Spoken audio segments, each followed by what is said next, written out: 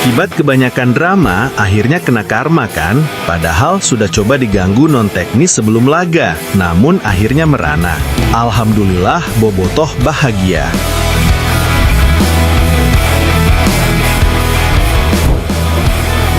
Gara-gara banyak drama sebelum laga, akhirnya Persija kena karma di menit akhir laga. Bobotoh auto senang mendengarnya. Iya, Persija rugi besar, hilang 3 poin. Borneo bikin gol kejutan samakan skor di injury time. Diketahui, duel yang berlangsung di Jakarta International Stadium atau JIS itu berakhir dengan skor imbang 2-2. Pertandingan ini menampilkan banyak drama seru dan saling balas gol.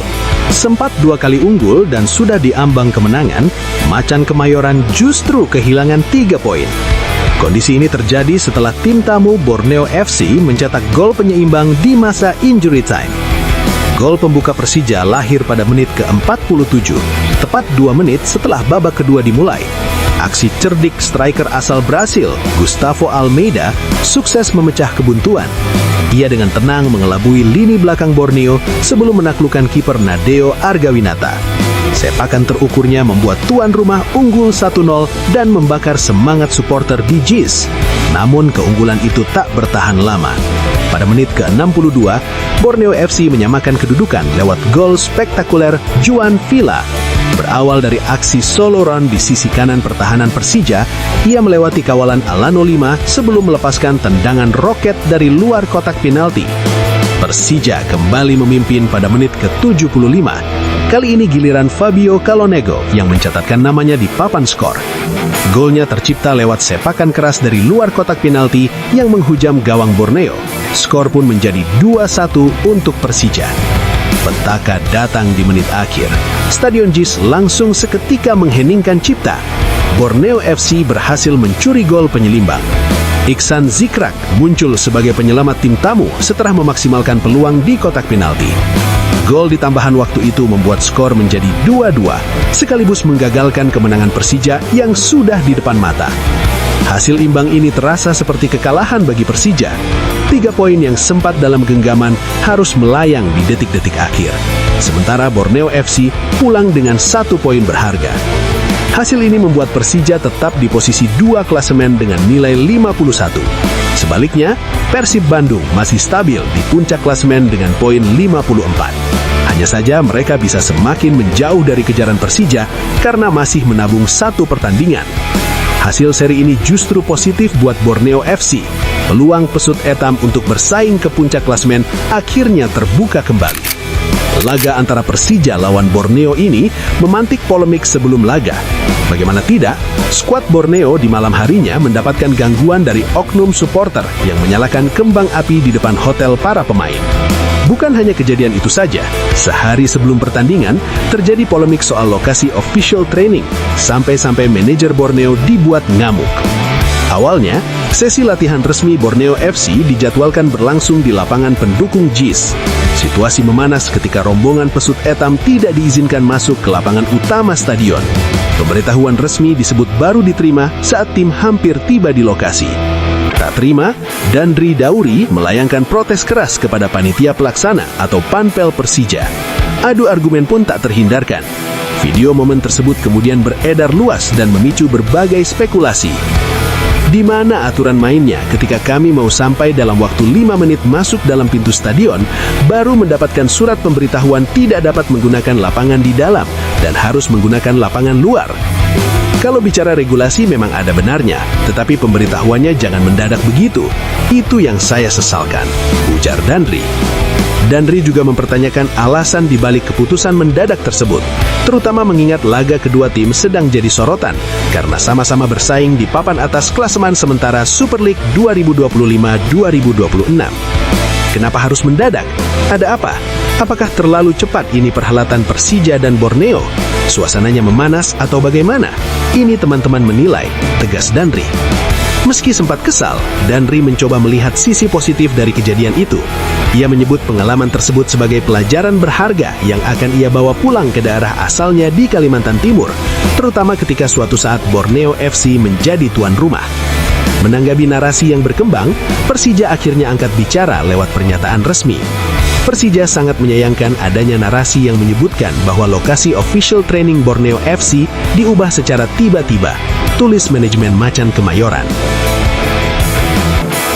Sikap tak biasa Boyan Hodak usai duel panas Persebaya versus Persib. Hadiri jumpa pers hanya untuk hormati jurnalis. Laga pekan ke-24 BRI Super League antara Persebaya Surabaya dan Persib Bandung berlangsung panas dan penuh tensi. Persib sempat 2 kali unggul lewat gol Luciano Guaikokea pada menit ke-51 dan Andrew Jung menit ke-73. Namun Persebaya selalu mampu merespons melalui penalti Bruno Moreira di menit ke-44 dan gol Francisco Rivera pada menit ke-83. Seperti dugaan, laga ini menyisakan banyak polemik. VAR ikut berperan besar, termasuk dalam menganulir gol Persib pada akhir babak pertama yang dicetak Kakang Rudianto. Namun, sorotan utama justru datang setelah pertandingan usai. Pelatih Persib, Boyan Hodak, menunjukkan sikap yang jarang terlihat di sepak bola Indonesia. Boyan Hodak tetap melangkah ke ruang konferensi pers seperti prosedur biasa. Namun sejak awal, ia menegaskan bahwa kehadirannya kali ini bukan untuk membedah pertandingan. Pelatih asal Kroasia itu secara terbuka menyampaikan alasannya berada di hadapan awak media. Ia ingin menunjukkan penghormatan terhadap profesi jurnalis yang menjalankan tugasnya di tengah atmosfer laga yang panas. Saya katakan begini, saya selalu menghormati media dan menghargai pekerjaan kalian, kata Hodak. Pernyataan tersebut langsung menegaskan arah sikap Hodak malam itu. Ia memilih menjaga jarak dari diskusi teknis, taktik, atau keputusan-keputusan krusial di lapangan sebagai ekspresi kekecewaan. Hodak sadar betul bahwa pertandingan menyimpan banyak cerita sensitif. Kepemimpinan wasit dan penggunaan VAR menjadi topik yang sulit dihindari dalam laga ini. Namun ia memilih menahan diri. Menurutnya, berbicara tentang satu aspek saja akan menyeretnya ke persoalan yang lebih luas dan beresiko. Namun saya tidak bisa berbicara mengenai wasit hari ini. Jika saya tidak bicara soal wasit, maka tidak ada hal lain yang bisa dibicarakan dari pertandingan tadi, kata Hodak. Karena itu lebih baik saya tidak memberikan pernyataan apapun, agar tidak terkena sanksi, ucapnya. Di lain sisi, kekecewaan Mark Klok, Persib gagal raih poin penuh di markas Persebaya. Kapten Persib Bandung, Mark Klok, tidak dapat menyembunyikan rasa kecewanya setelah laga sengit kontra Persebaya Surabaya berakhir tanpa pemenang. Meski berhasil membawa pulang 1 poin dari markas lawan, Klok merasa hasil tersebut bukan sesuatu yang patut dirayakan. Baginya, Persib layak meraih angka sempurna di Surabaya. Gelandang naturalisasi tersebut secara terbuka mengkritik kepemimpinan wasit Eko Saputro. Menurutnya, ada keputusan-keputusan pengadil lapangan yang merugikan timnya dan mengubah alur permainan. Sejak babak pertama, bangku cadangan Persib terus melancarkan protes atas kepemimpinan wasit. Bahkan pelatih Boyan Hodak pun sampai mendapatkan kartu kuning karena dianggap berlebihan. Saya pikir kami kehilangan 2 poin. Sangat tidak beruntung, seharusnya menang. Semua bisa lihat, keputusan wasit sangat jelek, ucap Klok dengan nada tegas. Mark Klok tak sungkan meminta adanya evaluasi menyeluruh terhadap perangkat pertandingan. Ia menilai kejadian berulang akan merusak reputasi kompetisi. Walau begitu, Klok memastikan bahwa seluruh penggawa Persib akan segera melupakan hasil ini dan mengalihkan fokus ke laga selanjutnya, kontra Persib Kediri. Liga harus evaluasi, kita, pemain, tidak senang, tapi sekarang fokus ke next match, tekadnya. Terlepas dari keputusan wasit yang tak sempurna, mantan pemain PSM Makassar itu menyadari timnya masih menunjukkan kekurangan di pertandingan ini. Persib cukup banyak membuang peluang untuk dikonversi menjadi gol. Efektivitas penyelesaian akhir jadi hal penting dalam laga dengan intensitas tinggi seperti ini. Kami harus cetak lebih banyak gol, banyak peluang. Kami harus pintar untuk counter attack. Kami tetap harus waspada karena kami kasih terlalu mudah untuk gol kedua lawan, tambahnya. Di balik rasa frustasinya terhadap hasil akhir, Klok tetap memberikan apresiasi tinggi terhadap atmosfer stadion. Ia memuji dukungan masif supporter tuan rumah. Sepanjang laga, sorakan dari bonek dan bonita membuat jalannya pertandingan menjadi sangat hidup.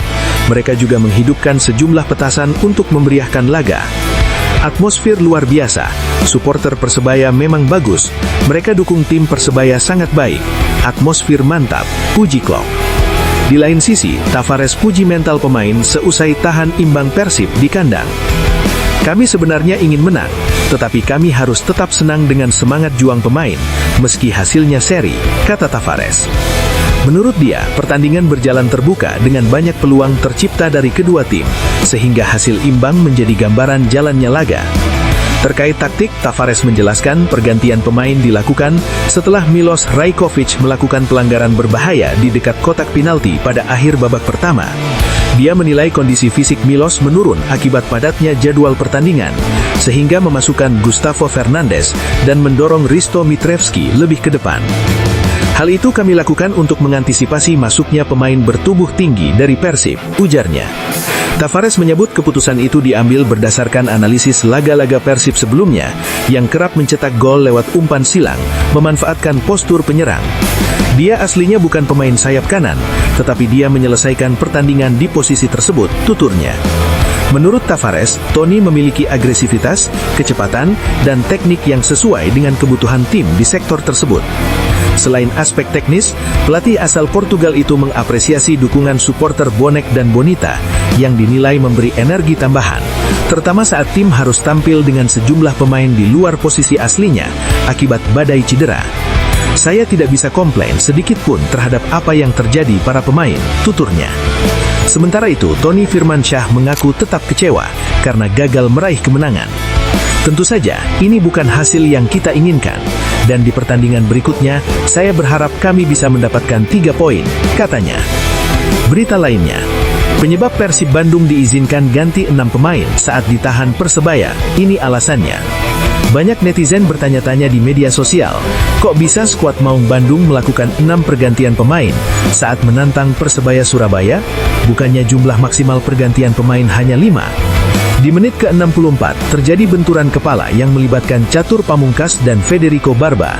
Akibat benturan kepala itu, Catur Pamungkas digantikan Koko Ari Araya. Dalam aturan pergantian pemain Super League Pasal 42, masing-masing klub mendapatkan jatah 1 pergantian pemain tambahan jika ada personil yang mengalami cedera kepala. Merujuk pada Lotbag, pergantian pemain tambahan di luar kuota pergantian pemain yang telah digunakan dapat dilakukan apabila terjadi cedera pada kepala. Tulis regulasi pergantian pemain di atas.